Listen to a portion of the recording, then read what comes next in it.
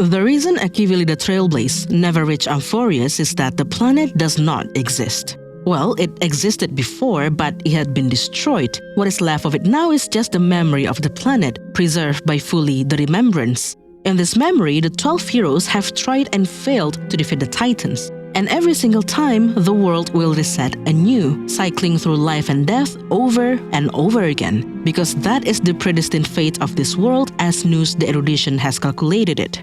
Part of the reason the heroes keep on failing is that they are missing one hero, this lady with the red background right here. She fled Amphorius, perhaps in hopes to find help from the outside world, and lost all of her memories. Since then, she has been living a new life on board the Astral Express, and we all know her as March 7th. That is pretty much my take on the Golden Epic trailer. If that sounds a tad bit crazy and intriguing to you, then stick around. We will discuss all things Amphorius today. We'll talk about that gigantic infinity symbol that is this planet, the 3-path looming over it, whatever the hell is March's deal here, why her silhouette looks so much like one of the 12 heroes, and where is the Stellaron. What this video won't be about is a frame-by-frame analysis of the Golden Epic trailer. I believe you have seen enough of that. Also, if you're new here, my name is Rain and I talk about the lore of Honkai Star Rail. There's more where this comes from, so be sure to subscribe to the channel. Now, with that out of the way, let's get this analysis started. Amphorius, I do not call your name suddenly or without cause. I come here to recount history.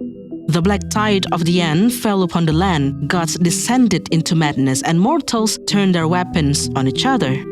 Yet still, there were heroes who chased the flames, leading the way in the grand undertaking of creation. In this world, they fuse burning golden ichor into their bodies. Will destiny remember their names in days to come? Memories slumbering at dusk. Please, do not forget Amphorius' name. What I just read is literally the description of the Golden Epic trailer. That's interesting, isn't it? To recount history, they say. Everything from the arrival of the Black Tide to the Crisis heirs, all that is history. That particular part in the description is written in past tense, and then this narrator goes on to wonder whether the names of the 12 heroes will be remembered, wishing that the memory of Amphorius will not be forgotten. It is interesting because Black Swan said that this planet's presence was only revealed by the light from the mirror of the Garden of Recollection, a mirror not unlike this one on the Express. And we know that inside this particular mirror is a place called the Forgotten Hall. The existence of it is only revealed when Trailblazer approaches it and interacts with the memo keeper standing next to it. Within the Forgotten Hall, Trailblazer may relive their forgotten memories and receive rewards in return. Black Swan said, should they manage to travel to Amphorius, the Express would never have to worry about energy ever again. Almost as if that is the reward that the Express would receive should they get into this should-not-be-forgotten world and relive its memory.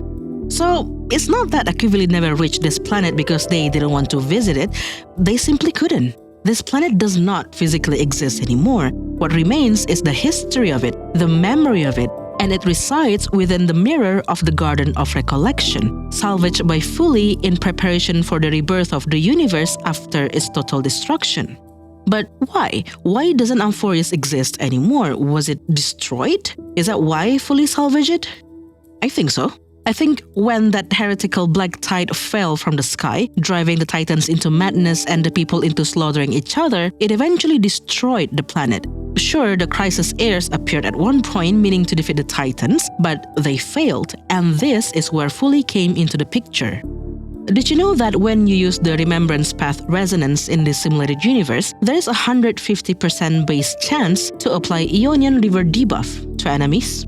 Aeonian means continuing forever. It also means eternal. And what did Black Swan call Amphorius again? The Eternal Land.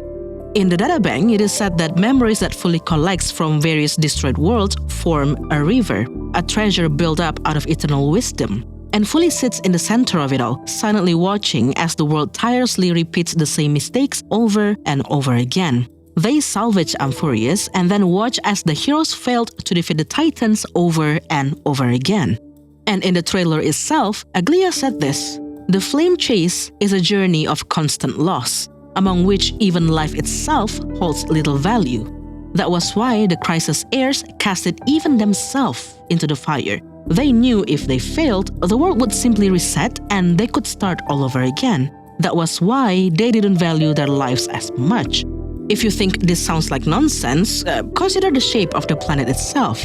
Previously in Penacony, the shape of the planet is a pendulum that is reminiscent of the pendulum from the movie Inception, a movie that talks about dreams, going layers deep into it, and some of the characters struggle to differentiate dream from reality. Pretty much the gist of Penacony Quest, right? And now, Amphoreus comes in the shape of the infinity symbol. It's a loop. It has no beginning or end. It also symbolizes the continuous cycle of life and death. Interestingly, the idea of this symbol comes from the Ouroboros, an ancient symbol depicting a serpent or a dragon eating its own tail. And we do have Ouroboros in the Honkai universe, right? They are the Eon of Voracity, a dusk leviathan that ascended to Eonhood, the drinker of worlds, the unsatisfied devourer, the black hole with thought. Herta said that countless galaxies are already in their stomach, with only the memories of those that perish being left behind thanks to Fuli.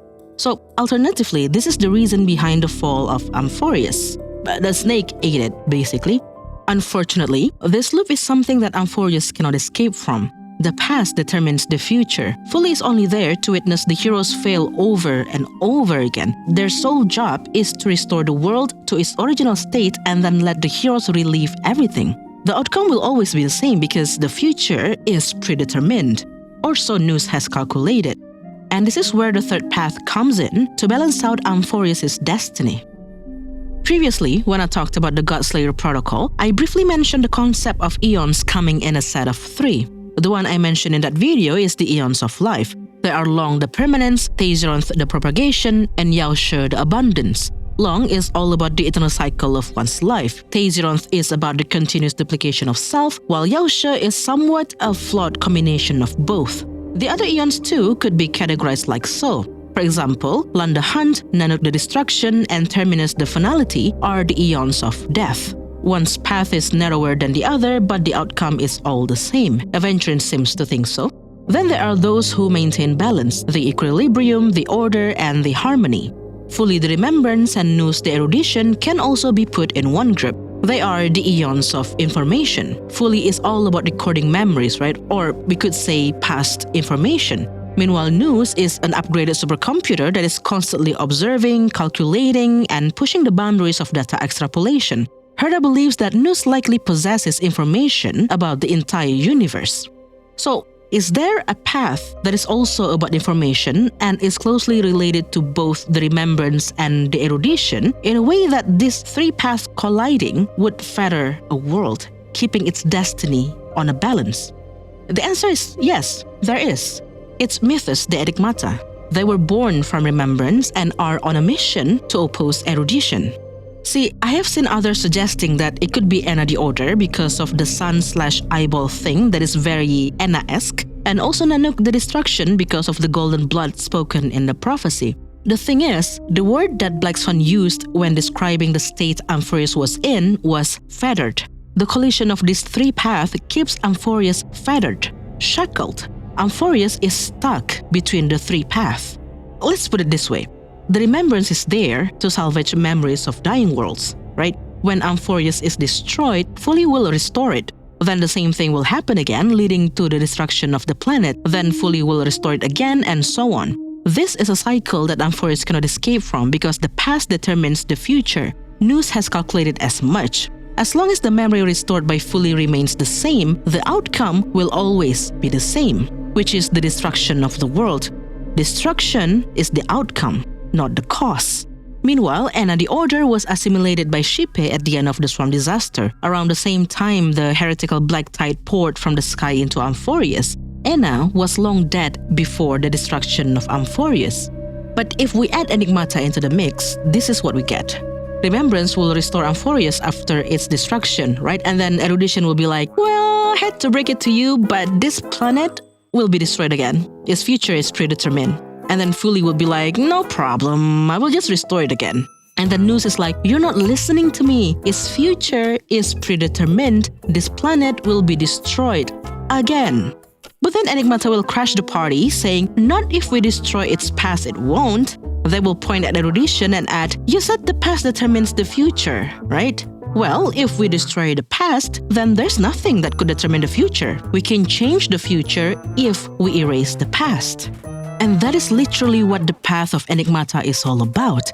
They believe that once the history of a civilization is definite, then the future is doomed because all possibilities are eliminated.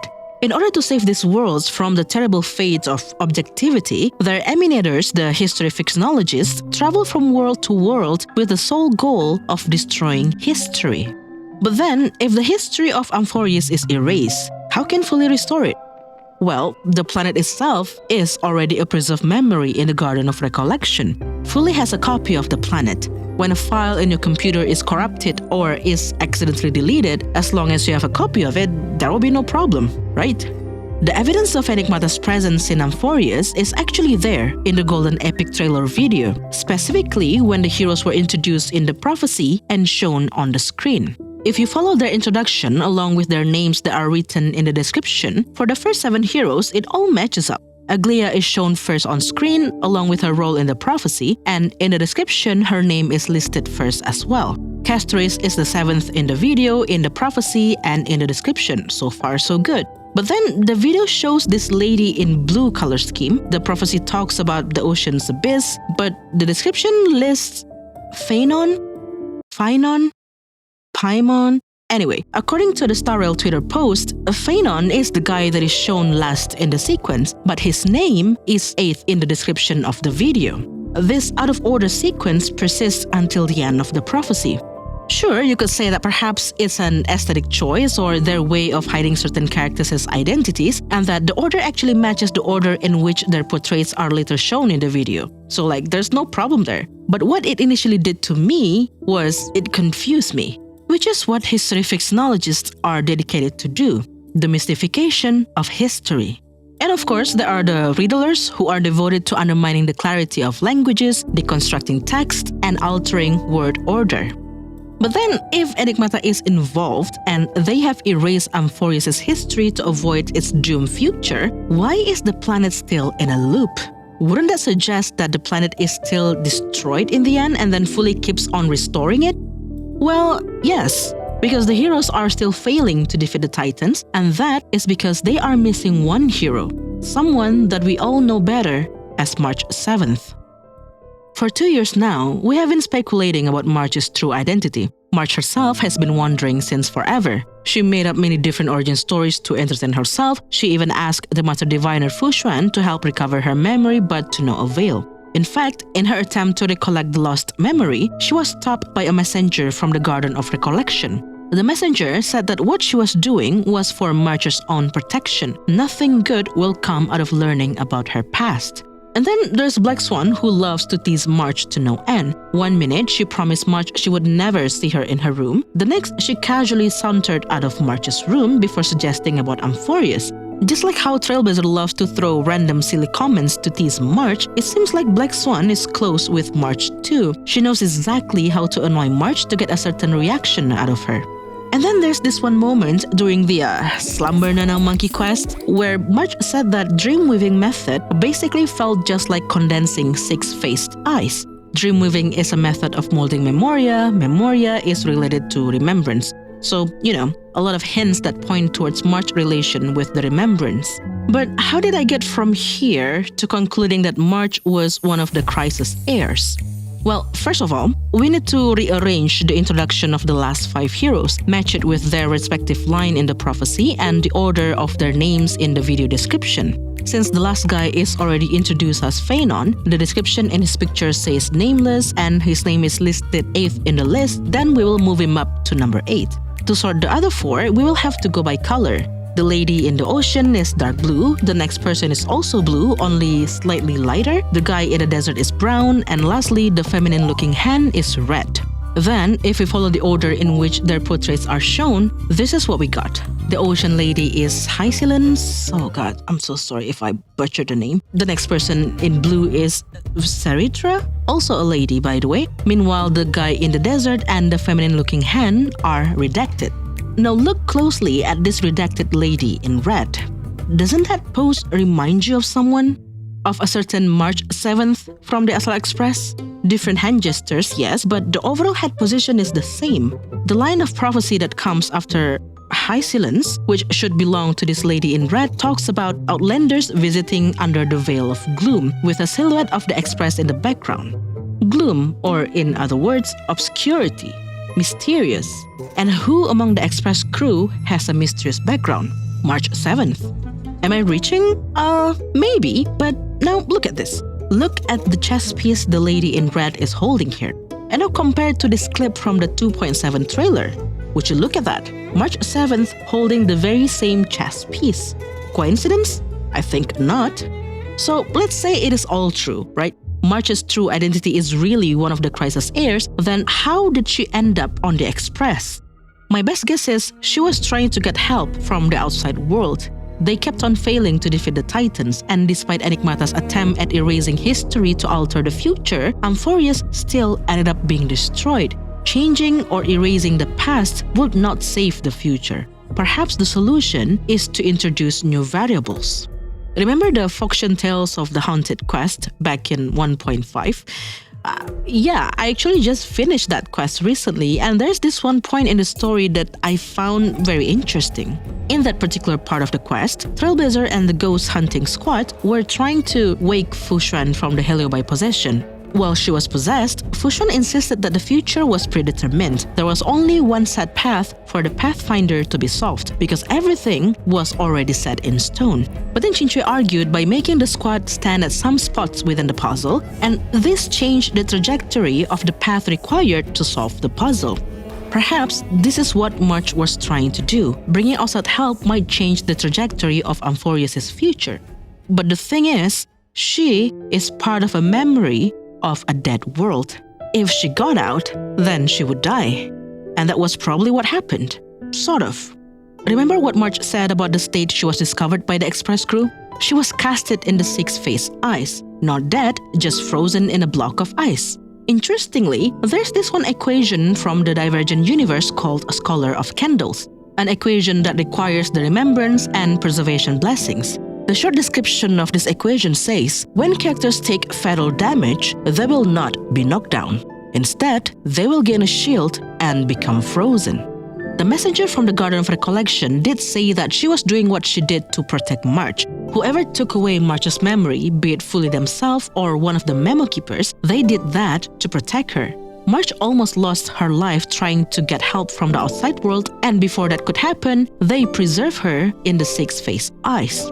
And yes, I do think this means that we are getting a new version of March, either a new path of her current 4-star version, or perhaps a 5-star version if the current trend is anything to go by. Either way, I believe we will finally get to learn about March's past in Amphorius.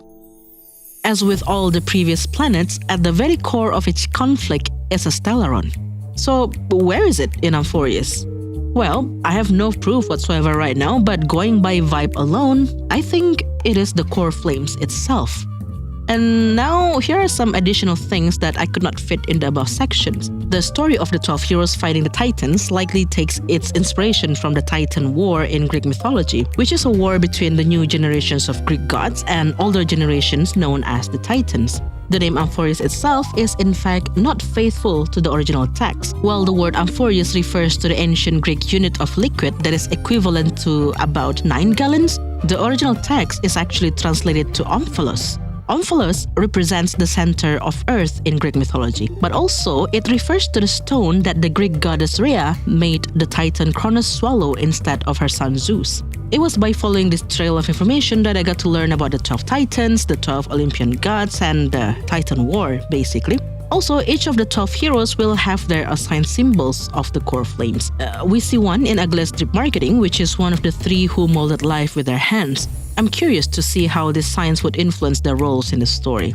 But for now, I will stop here. The word counter on my document is showing around 3,600 words, so I'm looking at a 17 to 18 minute-ish video to edit. Not a big fan of that. Anyway, if you reach this point, thank you for sticking around and congratulations, because not many people do.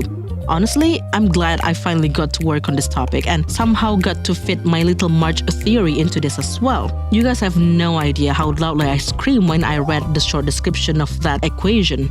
Depending on what we learn from the new special program, I might make a follow-up video. Otherwise, I will see you in a different topic video next time. Bye!